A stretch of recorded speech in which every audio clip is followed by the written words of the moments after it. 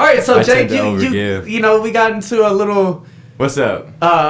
Little journey talk and shit like that, but I appreciate you getting back on the pod. Yeah, I've been wanting, my little cousin to get back on the pod for so long. I've been wanting to talk your journey for since I started this podcast. Yeah, I think it's one of the most inspiring, most badass journeys that anybody could go on. Man, you were a fat boy before. I was, bro. 300 pound plus. Yeah. Oh man, just bringing it to you, and it's crazy because hearing that from you, it means the absolute most. Because I'm not even gonna lie to you, bro. When I was losing weight, you were one of my main motivations to lose weight.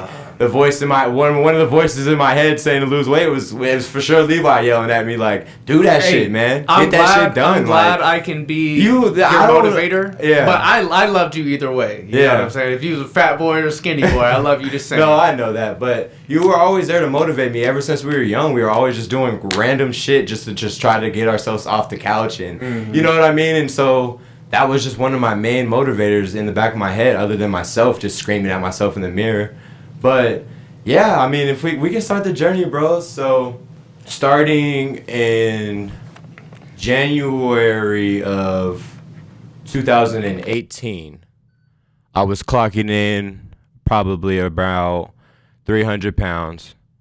And so this was, I think, coming in to the close of my senior year in high school. And so I was no longer doing football. And so I had to I came to myself about it, and it was well, I don't really have a reason to be fat anymore. You're kind of just this fat kid without a reason. You know what I'm saying? So I had that revelation, and I don't know if you remember me coming back to you a while back, but I was remember when you put me on intermittent fasting and all that good shit? So that was a dawn of it. That was when I wanted to start, right? So that was January 2018. Winter break. I started intermittent fasting. Levi taught me how to intermittent fast, and I was doing that, and I was losing weight. Okay, so what intermittent fasting is essentially you pick your windows of eating throughout the day, and then you choose to fast the rest of them. So in my particular case, I was doing a 16-8. Yeah, it was a 16 and 8. So I spent 16 hours of the day fasting and 8 hours of the day, and it was my feeding window. And so you can change those times day in and day out, just based on when you go to sleep or whenever you it can cater towards your day. So it doesn't have to feel like it's a scheduled thing. But anyways, going back on what I'm saying is essentially you're eating only from if you go to sleep or let's say you wake up at 7 a.m., you want to skip your breakfast meal. That's the most important thing about intermittent fasting. Is so you're skipping one of your meals essentially. To jump in there, try to narrow it down. I'm bringing it. I'm a dumb motherfucker, so I like it. I like it simplified. Right. You have you are on a 16-8. You said so. You have a block of 16 hours of non-eating, and then a block of 8 hours where you could get your meals in. You could dictate that. If you want to eating window wherever you want. So for me personally, during that 16 hours of the fasting period, 8 of that is sleeping or so you hope and shit like that. So you give yourself an 8-hour window throughout the day. You get your meals in, and it's so easy to keep yourself accountable. Yeah, you know what I'm saying? When you could say in your mind, "Oh, I can't eat past 8," or "I can't eat before noon," or whatever it may be. It's very easy to keep a schedule. Yeah. You don't got to count no calories or nothing. You're just done eating. Yeah. And if you only give yourself 8 hours to eat, it's hard to get all your calories and stuff in that window. So you're probably going to be in a if you are hard deficit. on your macros and micros like that, for sure. Yeah. But as you were, go ahead. So January 2018 is when I started intermittent fasting. Bring your face back some. There you go. Intermittent fasting, and I started losing weight. I was just doing small things like just running around the house, running to the stop sign on the block and stuff like that. And I dropped 20. And during my spring break of 2018, I went from 300 to 280. So I started there, right? And then so when I went back to school, I kind of got stuck, and I had just so many things distracting me. So I was just not wanting to work out every day like I was when I was during morning break. So yeah, you got to be motivated. You have so much time on your hands. You're like, all right, I can spend an hour a day running. But when you go back to school, you do all your school shit. You're like, I don't want to do none of that. So, anyways, I ended up kind of getting back to 295 from January to like summer of 2018 of when I graduated high school. And then so when I graduated high school up until August, when I went to Reno is when I really, really, really started my journey. Mm-hmm. And I went up to Reno, I was like 295, and that's when I really started dialing it in. I was intermittent fasting, 5 days in and out. So what I would do is Monday, Wednesday, Friday would be my compound list would be chest, tri, back, bi, legs. And between that, I'm doing cardio days, right? So it's 5 days a week. It's not hard. Like losing, like when I was losing weight, people, it seemed like such a complex thing, but all it is literally consistency. Consistency. I was gonna say, if you can't drill that in, bro, you'll be fat your whole life. I'm sorry. And you could use that for the foundation for anything that you do in life. No, literally. Consistency with this podcast. You know what I'm saying? I may not have nothing in 1 year, 2 year, 3 year, 4 year, 5 years, but if I stay consistent, there's no telling what could happen. Right. But if you did nothing for your podcast, nothing's going to be there. Exactly. So exactly. A little bit of something is better than nothing. And if you could keep going. I know being a fat boy is hard. You know, you lose that first 20 pounds. Physically, it was like, okay, this is. But you had I played that, football my whole life, so your whole life. I could get through adversity. Athlete. Yeah. So my weight loss journey is a little bit different than somebody that's probably like 300 pounds, has never played sports and done all that shit. Like that might be rough, bro. You know, coming off them sodas like that. But, anyways, it's a hard one.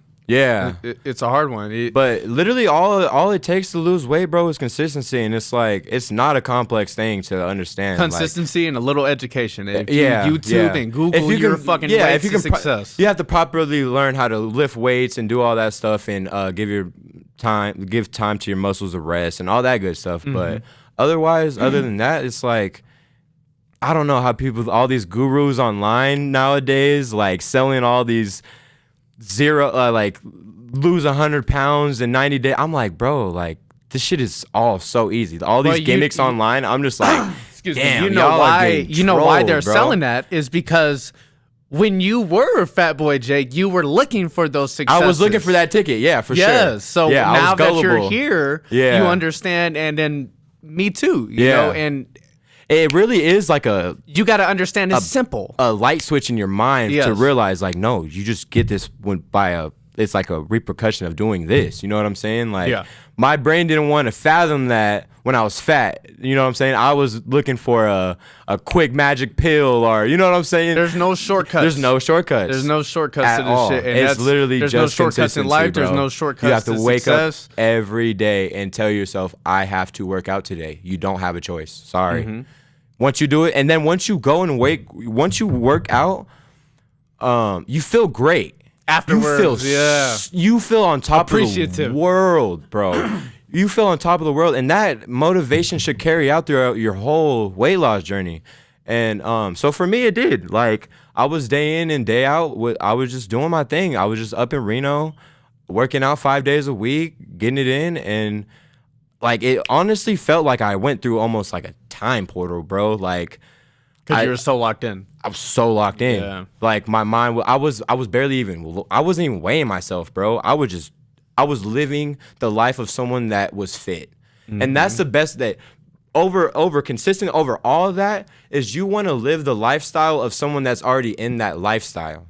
That's how you manifest those things into your life. A fat person is on the couch, eating, probably playing video games, X, Y, and Z, right?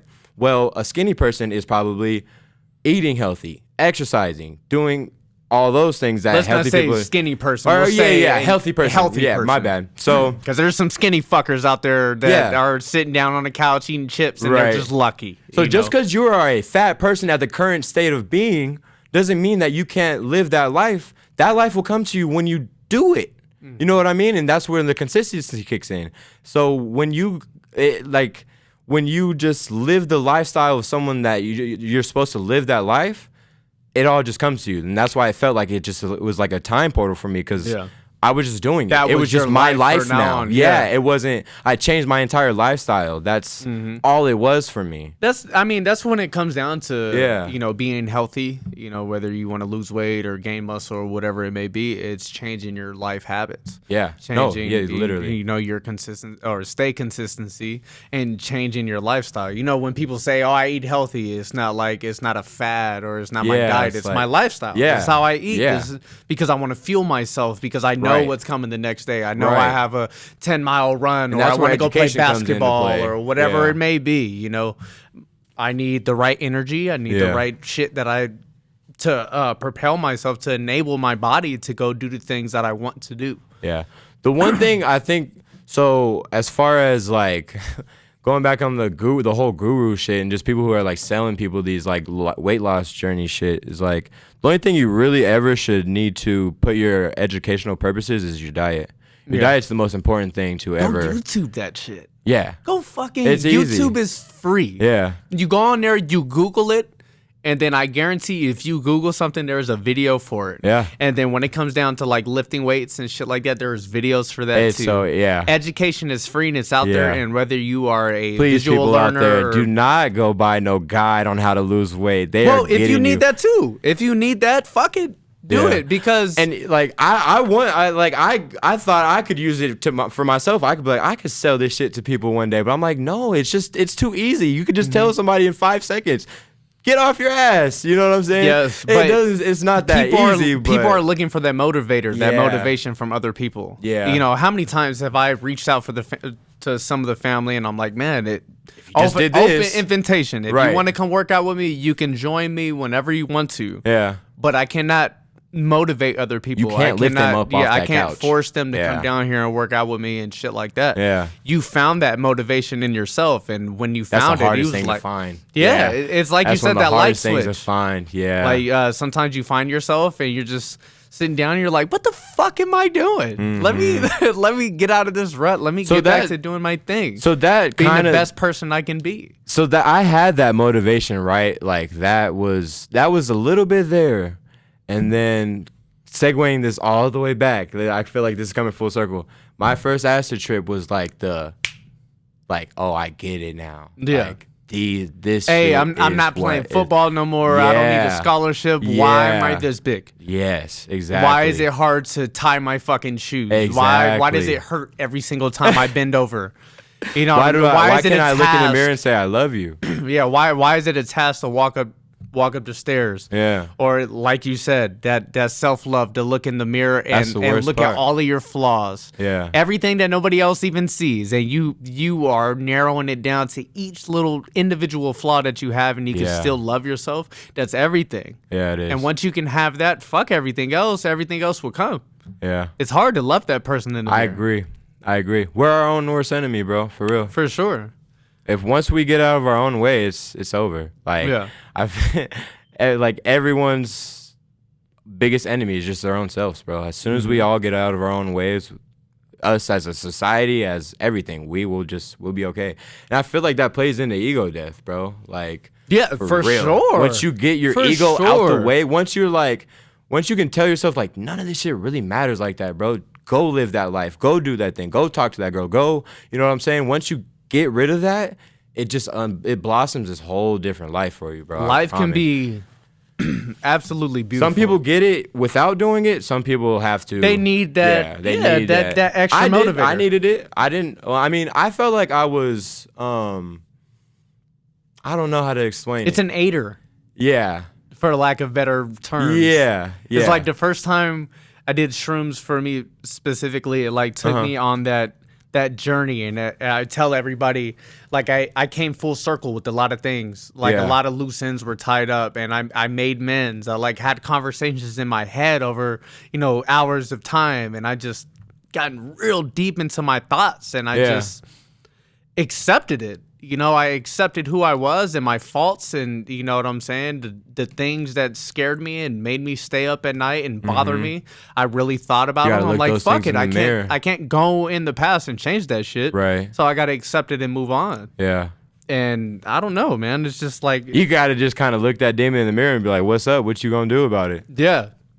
Yeah, I like that shit. That's called facing adversity. Yeah, straight up. I like that shit too. It's like if I got a problem, I just want to head on. I just want to head on. It's a little scary. Bro. Yeah, and facing that adversity and whatever it may be, that's my adrenaline rush. Like to simplify it on a very small level, sprints.